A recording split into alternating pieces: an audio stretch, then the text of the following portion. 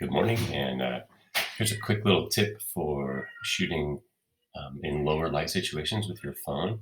I have this iPhone SE, kind of old, and you might have some different features on yours because you have a newer phone, but check this out. When you open up your camera, there's a number of options at the top, right? You have your flash, turn it on or off for indoor use. You have a HDR setting, which I recommend while you're starting out, keep it off.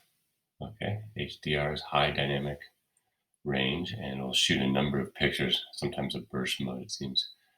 All right, this middle button with the circles is your live shoot. Make sure you're not shooting live because that's an HEIC format and it won't work in PhotoP. Let me flip this around. Hi. All right, now a couple things. First is in the situation I have now, I got light behind me and to the side, right? Here's some light hitting. It's low light, but the camera is adjusting to get some details. But when you tap the screen where you want it to focus, you get that little box right there. And I'm trying to keep the eyes focused. I'll take the glasses off for a moment. All right. And when I hit a lighter area, the picture will get darker because it's exposing for trying to show detail in that light area behind me, that window. If I touch the dark side over here, it balances the exposure to try to show detail in that area. All right, and then you get this slider with the sun on it. All right, and you can change exposure, go slide up or slide down. Oh, I got auto exposure. Okay, push it and slide down, make it darker exposure, and up, lighter. Now,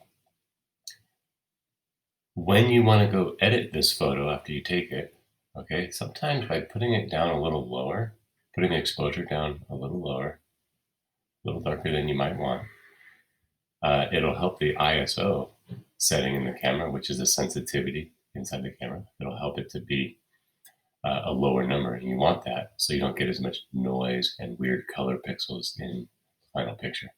Okay, so try different exposure levels by sliding that up and down.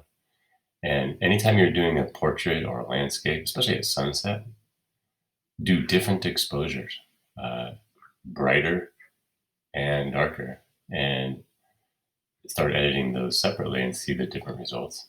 But also, you're going to learn how to mix those. So take the best of the dark picture, the best of the light picture, and mix them.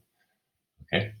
Now, another thing, when you're taking a picture in a low light situation, another thing you want to try to do is not move the camera, right? Because the shutter, the door that opens and closes at a fraction of a second, will stay open longer and you get a little blur from moving, like I'm moving, exaggerating right now. That makes you have blurry subject. So one way to hold the camera still is to not hold it. If you don't have a tripod, which I'm sure we don't, it's distance learning, we don't have all our resources together. Let's try using the timer. That's this little timer button at the top. And I'm gonna put on a 3-second timer and put the camera down. All right, and here we go. I'm gonna first bring down the exposure quite a bit.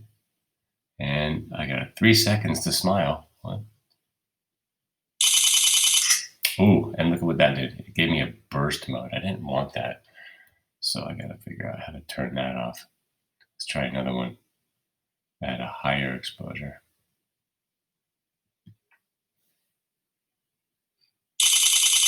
All right, 10 shots. I don't know if I want that. Okay, so how do I turn off the burst mode? Let me go find that and I'll bring it back to you guys in the next video.